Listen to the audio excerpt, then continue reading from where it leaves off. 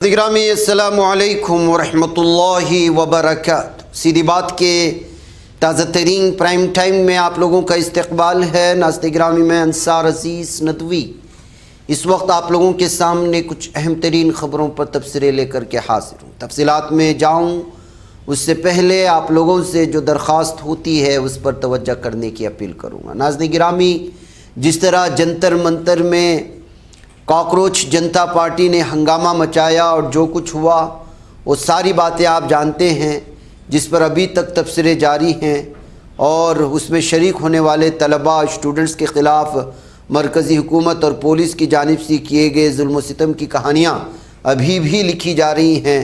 تو اس درمیان میں جھارکھنڈ رانچی میں بھی طلباء کا احتجاج کچھ ایگزامز کو لے کر کے جو نہیں کرائے گئے گزشتہ کئی دنوں سے، کئی سالوں سے، اس کو لے کر کے اس وقت جو ہے بڑے پیمانے پر یہ طلباء احتجاج پر اتر آئے ہیں۔ جھارکھنڈ کا احتجاج اس وقت الگ صورتحال اختیار کر چکا ہے۔ لوگ الگ الگ طرح سے اور دور دراز علاقوں سے اس وقت اس میں شریک ہو رہے ہیں۔ ناظرین گرامی، یہ وہاں سے آنے والی مختلف قسم کی ویڈیوز ہیں۔ احتجاج میں وہاں کی پولیس، فرق یہ ہے کہ دلی میں پولیس نے چھاتروں پر، اسٹوڈنٹس پر حملے کیے، ظلم و ستم کیا، لیکن یہاں کی پولیس ان چھاتراؤں کو، جو اسٹوڈنٹس کو جو احتجاج کر رہے ہیں اور بھوک ہڑتال پر بیٹھے ہوئے ہیں اور لگاتار الگ الگ طرح کی ریلیاں بھی نکالی جا رہی ہیں، ان کا مکمل سپورٹ کرتی ہوئی نظر آ رہی ہے۔ دو طرح کے چہرے ہیں پولیس کے۔ جھارکھنڈ کی پولیس جس طرح سے اسٹوڈنٹس کو اس وقت مکمل طور پر پرامن طریقے سے احتجاج میں سپورٹ کر رہی ہے، وہیں پر جو ہے اس وقت جنید وہ بھی اس وقت یہاں پہنچ چکے ہیں، اور باقاعدہ جو ہے وہ بھی اب لگتا ہے کہ یہاں اسٹوڈنٹس کو جس طرح جنتر منتر میں انہوں نے کھانا وغیرہ کھلایا تھا، یہاں کے طلباء کو بھی مکمل طور پر جو ہے وہ کھانا کھلانے کی تیاری کر رہے ہیں۔ اور جب وہ یہاں پر بھوک ہڑتال پر بیٹھے طلباء کے اسٹیج پر پہنچے تو وہاں ان کا استقبال کیا گیا اور انہوں نے ان طلباء سے ملاقاتیں بھی کی۔ آپ کو معلوم ہونا چاہیے کہ جھارکھنڈ اسٹوڈنٹس نے اس وقت جو ہے اسٹیٹ ریکروٹمنٹ ایگزامز جو ہوتے ہیں اس میں دھاندلی ہونے، اس میں اصولوں کے مطابق کام نہ کرنے، اور جس طرح اس میں منعقد کرنا ہے، اس کو ایگزامز کو منعقد کرنا ہے، اس کو ڈیلے کرنے کو لے کر کے جو ہے احتجاجات گزشتہ 12 دنوں سے کر رہے ہیں۔ اور یہ رانچی کے جو جھارکھنڈ کا کیپٹل ہے رانچی، وہاں کے جے پال سنگھ منڈا اسٹیڈیم میں اس وقت جو ہے ہزاروں طلباء احتجاج پر بیٹھے ہوئے ہیں، اور اپنے اپنے اعتبار سے الگ الگ یونیورسٹیوں میں بھی جو ہے اس وقت احتجاجات درج کیے جا رہے ہیں۔ دراصل ناظرین گرامی، 14 تاریخ کو Jharkhand public service commission JPSC parliamentary examination کا جو اناؤنس ہوا تھا، اس کے ریزلٹس آئے تھے، اس کے بعد پھر دوبارہ اس کا اناؤنس کیا گیا تھا، جس کے چلتے جو ہے یہ اسٹوڈنٹس نے جو ہے ہونے والی ناانصافی کو لے کر کے اور اس میں کچھ ہونے والی دھاندلیوں کو لے کر کے یہ احتجاج شروع کیا۔ اور اب بتایا جا رہا ہے کہ باقاعدہ وہاں کے وزیر اعلیٰ نے ان طلباء سے ملاقات بھی کی ہے آج، اور ان کے مسائل کو سنا ہے اور ان کے مسائل کو فوری طور پر حل کرنے کی یقین دہانی بھی کی ہے۔ بہرکیف ناظرین گرامی، جنتر منتر کے احتجاج کے بعد اب ہر طبقہ اپنے مسائل کو حکومت کے سامنے رکھنے کی ہمت کر رہا ہے۔ 2014 کے بعد سے جتنے بھی احتجاجات ہوئے، وہ چاہے کسانوں کے ہو یا NRC کو لے کر کے ہونے والے ہوں، قبائلی لوگ آئے ہوں راستے پر، یا جتنے بھی جن لوگوں نے بھی جیسے بھی مطالبے لے کر کے دلی پہنچنے کی کوشش کی، اسے ناکام بنانے کی کوششیں ہوئی۔ پولیس نے اس پر ظلم و ستم کیا، وزارت داخلہ پر الزامات لگے، PM مودی پر اور ان کی حکومت پر ڈکٹیٹرشپ کے الزامات لگے، اور اس طرح سے اپنے طاقت کے زور پر ہر جو ہے احتجاج کو جو ہے ناکام کرنے کی کوشش کی۔ لیکن جب جن زی راستے پر آئی اور جنتر منتر میں جب انہوں نے پوری طرح سے حکومت کو للکارا، تو ظاہر سی بات ہے کہ وزیر تعلیم کو پوری طرح سے بچوں کی بات ماننی پڑی، اسٹوڈنٹس کی بات ماننی پڑی، جن زی کو بات ماننی پڑی، یہاں تک کہ PM مودی ان کو انسٹاگرام پر آ کر کے جو ہے ویڈیو بنانے پر مجبور کیا۔ یہ وہی بچوں کا احتجاج تھا جو 12 بجے PM مودی اٹھ کر کے جو انسٹاگرام میں ویڈیو ڈالنا شروع کر دیا تھا۔ اور اس کے بعد اس پر جو میمز بنے ساری چیزیں آپ کے سامنے ہیں. اب جھارکھنڈ میں بھی طلباء نے جو ہے پوری طرح سے حکومت کو سرنگوں کرنے پر مجبور کیا ہے اور لگاتار وہ اس وقت اپنے مطالبات کو جب تک پورا نہیں ہوتے احتجاج ختم کرنے کی بات نہیں کر رہے ہیں.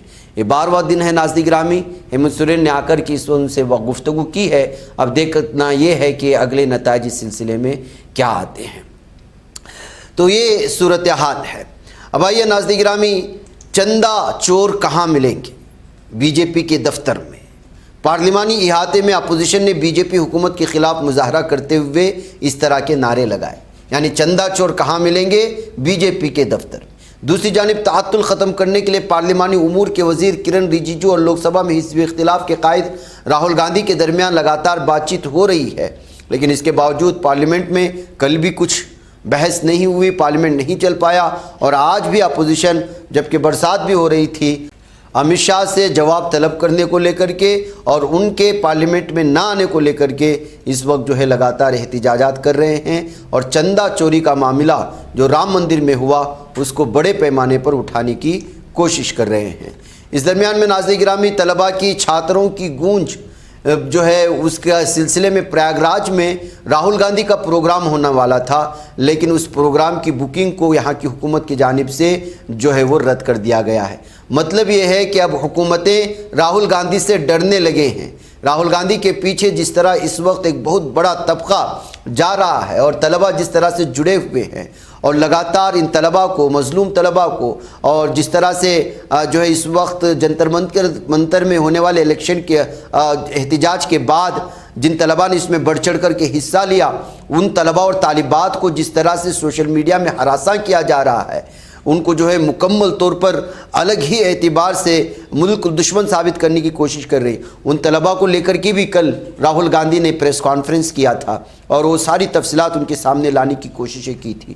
ایسی صورتحال میں آپ اندازہ لگا سکتے ہیں کہ طلباء اس وقت پوری طرح سے راہل گاندھی سے جڑے ہوئے ہیں اور راہل گاندھی ہر مسئلے کو اٹھانے کی کوشش کر رہے ہیں.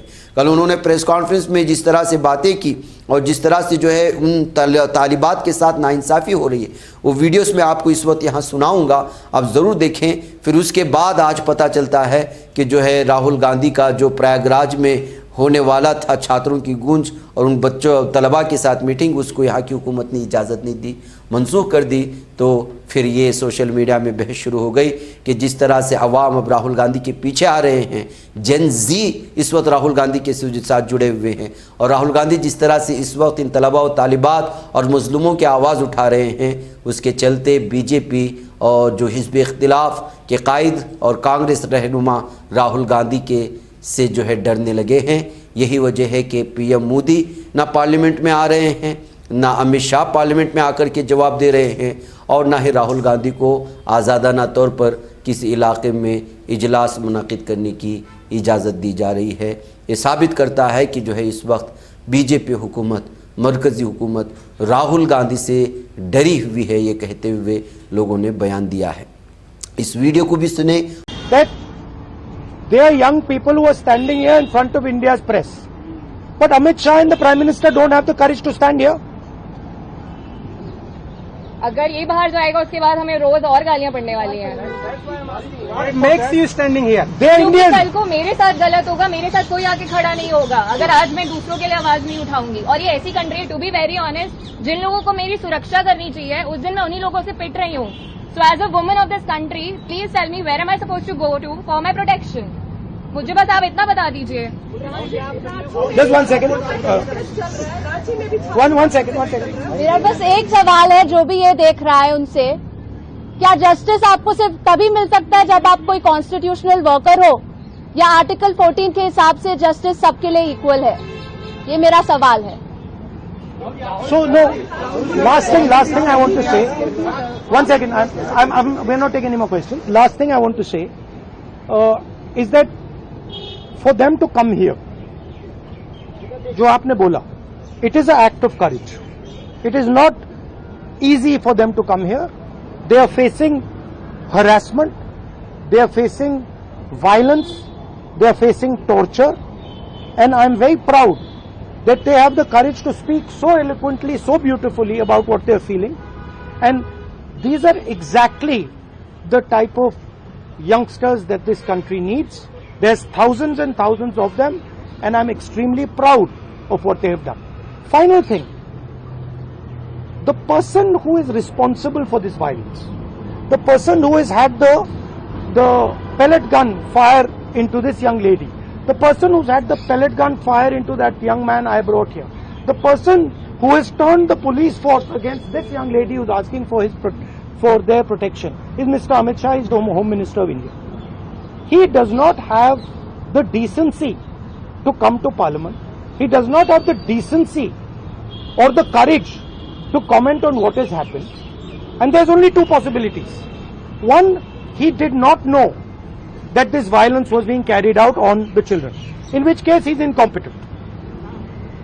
And two, that he ordered the shooting of the pellet gun, he ordered the violence on these children, on these youngsters, which means he's culpable. Either way, he is responsible. Thank you very much, and thank you very much for coming. All the best. Thank you. जब 20 तारीख को जनता मंच पे एकदम peaceful होके protest कर रहे थे, ये पुलिस के गुंडे बहुत बुरी तरीके से हमको मारे। इतने बुरा इंजर्ड करने के बाद में ये लोग हम लोगों पे ये बोलते हैं कि अगर आप कार्रवाई करोगे तो हम लोग भी डायरेक्ट कार्रवाई करेंगे। देन उसके बाद भी जब इनसे ये नहीं बना तो ये लोग कहने लगे, ये पुलिस का कहना था कि इनका नाम क्योंकि मुसलमान नाम से इन लोगों ने जज किया कि मैं फरानाज, पहले इन्होंने मुझे मारने के बाद बस में बिठाया, 3 घंटे तक लिटरली रखे और फिर उसके बाद बोलते हैं कि नाम क्या, मैंने कहा फरानाज। इनकी लिस्ट अलग बनाई जाएगी क्योंकि ये लोग देशद्रोही हैं। तो सर अगर हम लोग शांति से प्रोटेस्ट कर रहे हैं, क्या हम देशद्रोही हैं? क्योंकि हम लोग नॉर्मल लगा रहे थे वंदे भारत और भारत माता की जय, उसके बावजूद भी हम लोग को मारने के बाद देशद्रोही बोलते। तो ये इन्होंने हमारे साथ किया। उसके साथ साथ सोशल मीडिया पे लगातार आ रहा है कि अरे ये लोग सिर्फ देशद्रोही पना करने गए थे। तो मेरा यही कहना है कि अगर आप लोग इस तरीके से करते रहोगे, लेकिन हम लोग बाज नहीं आएंगे, हम हक के लिए, अपने देश के लिए हमेशा खड़े रहेंगे। इस सिलसिले में शिवसेना के संजय रावत ने भी जो है बयान दिया है, उनकी भी वीडियो सुने, फिर मैं उसके बाद लौटता हूँ। उसे ही इमरजेंसी बोलते हैं। इमरजेंसी, आपातकाल, तानाशाही इसी को कहते हैं। आप राहुल गांधी से, लीडर ऑफ अपोजिशन से डर रहे हो, बहुत डरते हैं आप लोग। इस डर के मारे तो गृह मंत्री और प्रधानमंत्री जी नहीं आ रहे। अगर प्रयागराज का प्रोग्राम राहुल गांधी का रद्द हुआ है तो प्रधानमंत्री ने हस्तक्षेप करना चाहिए, गृह मंत्री ने हस्तक्षेप करना चाहिए उनकी सरकार में। या ऐसा आप मत करिए, ये लोकतंत्र के खिलाफ है। नाज़रीन गिरामी, बीजेपी हुकूमत जिन रियासतों में जिन वादों के साथ जाती है वो वादे तो पूरा नहीं करती, लेकिन मुसलमानों के पीछे पड़ जाती है। बंगाल में आने से पहले बीजेपी ने कहा कि यहाँ पर जो है गरीबों को चावल दिया जाएगा, पेट्रोल के दाम कम होंगे, न जाने क्या क्या जो है लोगों से जो है वादे किए। हुकूमत में आई, अब मुसलमान के पीछे पड़ गई, मस्जिदों के पीछे पड़ गई, अब लाउड स्पीकर के पीछे पड़ गई है। इसी बात को लेकर के MLA Naushad Siddiqui Indian secular front के अभी हाल ही में मगरबी बंगाल में जो है लोकल लोगों की शिकायत सुनकर पुलिस की जानिब से मसाजिद को जो है ये इस वक्त नोटिस जारी की गई है कि वो लाउड स्पीकर उतारें। और जाहिर सी बात है कि ये तो शरारतें जहाँ जहाँ भी बीजेपी हुकूमतें जाती हैं वो शुरू हो जाती हैं। उनको अब लोगों के वो मसाइल, जिन मसाइल के बारे में उन्होंने वादा किया था, उनको कोई मसला नहीं है, झूठे वादे करते हैं, सत्ता हासिल कर लेते हैं, मुसलमानों के पीछे पड़ जाते हैं, या फिर सियासी दुश्मनी निकालना शुरू कर देते हैं वो पार्टियों की जो पहले से सत्ता में थी, जिससे टीएमसी के साथ किया जा रहा है, ममता बनर्जी के साथ किया जा रहा है। उधर जो है सियासी दुश्मनियां निकाल रहे हैं, उनके एमपीज़ को ख़रीद करके अपने साथ जोड़ रहे हैं, और फिर जो है ज़मीनी सतह पर कुछ लोगों का भला करे ना करे, लेकिन मुसलमानों की मस्जिदों के लाउड स्पीकर के पीछे पड़ गए। इसी बात को लेकर के एमएलए नौशाद सिद्दीकी का ये बयान इस वक्त सामने आया है, आप इसको सुनिए। देखिए, यस्टरडे से मेरे पास बहुत जेले से फोन आया, क्या बोला कि पुलिस ने उनको बुलाया, मस्जिद कमेटी को बुला के माइक्रोफोन को हटा दो, लाउड स्पीकर को हटा दो। तो उन लोग जब पूछा पुलिस को कि क्या ऑर्डर किया है, नोटिफिकेशन किया है, किस ऑर्डर के बेसिस से हम लोग को बोल रहा है, कोई नहीं देखा। बोला कि हम लोग बोला तो हो गया, लेकिन हमारा बात ऐसा यही है, अगर उतरना है तो रिटर्न कोई आपका ऑर्डर देना होगा। दूसरा बात आए तो पुलिस आके उतार दो। हम आदमी को ऐसा ही बोला, अब टसल में लड़ाई में मत जाओ, क्योंकि अभी बीजेपी पीछे है, बंगाल में सत्ता में है लेकिन जो प्रॉमिस किया फुलफिल नहीं कर पाया। जैसे लक्ष्मी भंडार को हटा के अन्नपूर्णा योजना, सिर्फ जितना लेडीज को मिल रहे थे, वोमेन को मिल रहे थे लक्ष्मी भंडार, उतना नहीं मिल रहा है। फिर आज कितना तारीख हो गया, 4-5 तारीख हो गया, इस महीने का भी नहीं, उनको नहीं मिला। ये इसको और 200 यूनिट बोला सत्ता में आके, 200 यूनिट बिजली मुफ्त में देगा। दिल्ली के जैसे पेट्रोल डीजल का फ्यूल का रेट मिलेगा बंगाल में, 450 में मिलेगा गैस। सब फेलियर है।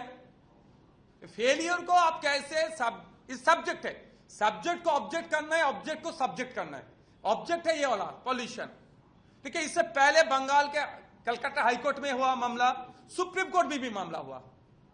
यहां पर जो पॉल्यूशन बोर्ड है, एक 4 कैटेगरी का जोन किया, एक industrial area, residential area, commercial area, silence zone. वहां पे पूरा के पूरा एक कर दिया, इतना डेसिबल इतना डेसिबल। हर हम बोलेंगे मस्जिद में जो लाउड स्पीकर है डेसिबल के अंदर रह के चलते हैं। अगर मस्जिद में कोई डेसिबल को ब्रेक करेगा तो उसके लिए तो इन्वायरमेंट प्रोटेक्शन एक्ट 1986 है। अब उसमें डालो ना। नहीं, अभी कुछ दिन पहले तस्लीमा नसरीन को लेके आया था मुसलमान को भड़काने के लिए। मुसलमान ने उनके तरफ नहीं मुड़ के नहीं देखा, इग्नोर कर दिया। अब जो प्रॉमिस किया है वो फुलफिल नहीं कर पा रहे, तो सभी ने जब क्वेश्चन उठा रहा है यहां पे, कुछ तो करना होगा। हम इसके खिलाफ कोर्ट में जाएंगे। डीजीपी सर को हम मेल किए हैं, क्या आप कोई ऑर्डर दिए हैं? अगर दिए हैं तो ऑर्डर का कॉपी हम लोगों को दीजिए। और जितना मस्जिद में हर मस्जिद का इमाम साहब चाहे कमेटी को बुला के बोल रहा है कि ये बंद करो, वो कमेटी के पास भेज दीजिए। अगर कोई ऑर्डर रहेगा तो कोई दिक्कत नहीं, उतार देंगे। बेकार ऑर्डर के आप बोल रहे हैं, फोर्स कर रहे हैं, उतारो, ऐसा नहीं चलेगा। इसके खिलाफ हम कोर्ट में जाएंगे, क्योंकि डेमोक्रेटिक कंट्री है। आर्टिकल 14, 19, 21, 25 लेके 28 तक अब देखिए जो राइट दिया गया है हर सिटीजन को, उसके ऊपर दबाव हो रहा है। नाज़रीन गिरामी, कर्नाटक में जब से इस वक्त काबीना में तोसी हुई है और मुख्तलिफ लीडरान को जिनको उम्मीदें थी उनसे वो वजारतें छूट गई हैं, जिनको उम्मीदें नहीं थी उनको वजारतें मिल गई हैं, तब से कांग्रेस के अंदर बहुत ज़्यादा ही अनबन शुरू हो चुकी है। अगले आने वाला मरहला कर्नाटक में कांग्रेस के लिए कैसा होगा ये तो कहना वक्त से पहले होगा, लेकिन जिस तरह की सूरत हाल इस वक्त कर्नाटक के अंदरूनी सतह पर हो रही है, कांग्रेस के अंदरूनी सतह पर हो रही है, वो तो साफ नतीजा जाहिर करती है कि अगले इलेक्शन में शायद ही कांग्रेस जीत पाए। यही वजह है कि इस वक्त मीडिया लगातार कांग्रेस के अंदर इस वक्त जो अनबन है, दूरियां हैं, और जिस तरह से जो है बहुत सारे एमएलएस इस वक्त जो है इस्तीफ़े दे रहे हैं, या उनके चाहने वाले जिस तरह से एहतिजाजात दर्ज कर रहे हैं वजारत छूटने की वजह से, उसको लेकर के DK शिव कुमार जो CM है कर्नाटक के, उनसे सवाल किया तो उन्होंने जवाब दिया कि जो है जाहिर सी बात है कि सबके अपने अपनी जो है उम्मीदें होती हैं और कांग्रेस के साथ वो पार्टी के साथ जुड़े हुए हैं। इस तरह का उन्होंने जवाब दे कर के वहाँ से खिसकने की कोशिश की है, लेकिन हकीकत यह है कि अंदरूनी सतह पर बहुत ही ज़्यादा कर्नाटक में कांग्रेस में दूरियां पैदा हो रही हैं। आप इसको सुनें। There is no problem. Only problem with the media. Sir, you want to create more problem? We don't have any problem. Definitely, there are some seniors which we have to respect their sentiments. But there are only 33 seats. There are 140 plus 40 MLCs. Totally 170 is there. Everyone is eligible. So I don't deny their desire. But we all have to work hard. All of us has to work unitedly. And all of us are committed. All are very loyal to the party. They all have brought Congress party in Karnataka. नाज़रीन गिरामी, इस वक्त हिंदुस्तान में कानवड़ यात्रा ज़ोरों पर है और जानते हैं, और कानवड़ यात्रा जब निकलते हैं तो किस तरह जुल्म सितम की कहानियाँ अलग अलग निकल कर के आती हैं। ऐसे में बिलखुसूस मुसलमानों को ये कानवाड़िए जिन रास्ते से गुज़रते हैं वहाँ से परहेज़ करने की ज़रूरत है। और बाकायदा कानवड़ यात्रा के दौरान कई मकामात से तसादुम की ख़बरें भी सामने आ रही हैं। کہیں کانواڑیوں نے پولیس کی پٹائی کی تو کہیں اسٹوڈنٹس کی گاڑی پر کانواڑیوں نے حملہ کیا۔ کانوڑ یاترا کی وجہ سے کئی مقامات پر ٹریفک جام بھی ہو رہا ہے، جس سے کئی بار تصادم والے حالات پیدا ہو جاتے ہیں۔ اس درمیان سہارنپور واقع مشہور تعلیمی ادارہ دارالعلوم دیوبند نے اپنے طلباء کی سیکورٹی کو یقینی بنانے کے لیے ایک اہم پیش رفت کی ہے، اور دارالعلوم دیوبند نے چل رہی کانوڑ یاترا کے پیش نظر اپنے طلباء کے لیے خصوصی ایڈوائزری جاری کی اور کہا کہ وہ احتیاطاً کانوڑ یاترا والے راستوں اور بھیڑ بھاڑ والے علاقوں میں بلا ضرورت جانے سے پرہیز کریں۔ بدھ کی شام جاری تحریری حکم میں ہاسٹل انچارج مولانا اشرف عباس نے کہا کہ ایڈوائزری طلباء کی سیکورٹی کو یقینی بنانے اور سالانہ کانوڑ یاترا کے دوران ڈسپلن بنائے رکھنے کے مقصد سے جاری کیا گیا ہے۔ یہ بات سامنے آئے، پہلے اس طرح نہیں ہوتا تھا ناظرین گرامی، لیکن آج کل جس طرح کی گنڈا گردیاں کانوڑ یاتریوں کی چل رہی ہے اس کو لے کر کے ویسے بھی پورا بھارت پریشان ہے۔ ادھر اتر پردیش کے پرتاپ گڑھ میں ایک دردناک حادثہ پیش آیا، جہاں نگر کوتوالی ماحولی علاقے میں خستحال مکان اچانک بھر بھرا کر کے منہدم ہو گیا ہے۔ اس حادثے میں ایک ہی خاندان کے 6 افراد کی موت ہوئی، جبکہ ایک نوجوان زخمی ہو گیا، جسے علاج کے لیے ہاسپٹل میں داخل کرائے جانے کی بات سامنے آ رہی ہے۔ حادثے کے بعد پورے علاقے میں کوہرام مچ گیا۔ بتایا جا رہا ہے کہ یہ مکان تقریباً 100 سال قدیم تھا۔ میڈیا رپورٹس کے مطابق پرتاپ گڑھ کے ماحولی نہر کے قریب یہ مود شری واسو اپنے پورے خاندان کے ساتھ رہتے تھے۔ 2 دنوں سے مسلسل بارش کی وجہ سے جو ہے یہ حادثہ پیش آیا۔ پورا خاندان ایک ہی کمرے میں سو رہا تھا بدھ کی شب، کیونکہ اس میں اے سی لگا ہوا تھا۔ اسی دوران آدھی رات کو اچانک یہ مکان بھر بھرا کر گر پڑا، جس سے 7 افراد ملبے میں دب گئے ہیں۔ ادھر ناظرین گرامی، اس وقت ایک افسوسناک خبر آ رہی ہے۔ مسلم خواتین کے لاپتہ ہونے کے واردات میں، واقعات میں، سانحات میں لگاتار اضافہ ہو رہا ہے، جو تشویشناک بھی ہے۔ اور پھر اس وقت اکیلی خاتون کو جاب کے لیے بھیجنا، اس طرح کی چیزوں کو لے کر کے بھی بہت سارے تبصرے شروع ہو چکے ہیں۔ دبئی ملازمت کے لیے روانہ ہونے والے حیدرآباد کی ایک 24 سالہ نوجوان لڑکی کے بارے میں تحقیقات کے دوران یہ انکشاف ہوا ہے کہ وہ خلیجی ملک میں نہیں بلکہ حیدرآباد واپس آنے کی بات سے لاپتہ ہے۔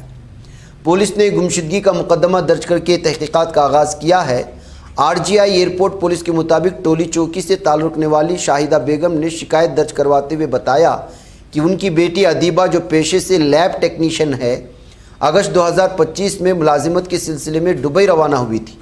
کچھ عرصے بعد اس کا خاندان سے رابطہ منقطع ہو گیا اور اس کا موبائل فون بھی مسلسل بند آ رہا ہے۔ اس کے باعث ارکان خاندان شدید پریشانی میں مبتلا ہیں۔ ابتدائی طور پر شکایت ٹولی چوکی پولیس اسٹیشن میں درج کی گئی، تاہم چونکہ ادیبہ دبئی جانے کے لیے راجیو گاندھی بین الاقوامی ہوائی اڈے سے روانہ ہوئی تھی، اس لیے مزید تحقیقات RGI ایئرپورٹ پولیس کے سپرد کر دی گئی۔ پولیس تحقیقات میں سامنے آیا کہ ادیبہ نومبر 2025 میں حیدرآباد واپس آ گئی تھی، لیکن حیران کن طور پر وہ اپنے گھر نہیں پہنچی اور اس کے بعد سے اس کا کوئی سراغ نہیں مل سکا۔ اس انکشاف کے بعد معاملے نے نیا رخ اختیار کر لیا ہے۔ پولیس نے گمشدگی کا مقدمہ درج کرتے ہوئے مختلف زاویوں سے تحقیقات شروع کر دی ہیں اور لڑکی کا پتہ لگانے کی کوششیں جاری ہیں۔ ناظرین، مجھے اجازت دیں۔ السلام علیکم ورحمۃ اللہ وبرکاتہ۔